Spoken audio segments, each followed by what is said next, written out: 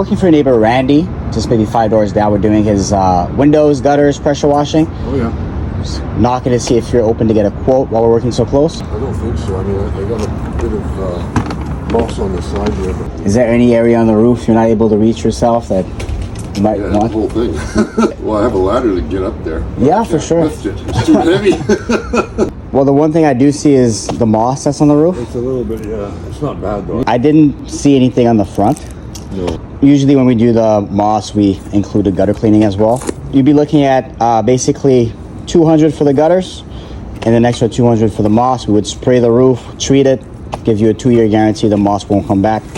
After we're done, we take before and after pictures. I did spray it with bleach, which works really well. Yeah, bleach does work really well. You just have to be very careful when you're using I it. have to get up there to do it. Exactly. Well, that's why I'm here, sir. I'm here to make sure you don't get up there, right?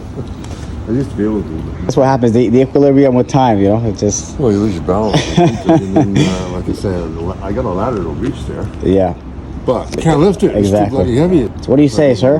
$800 you say, or 400? 400. 400 for See? the whole thing. Yeah. Better price than you thought it was.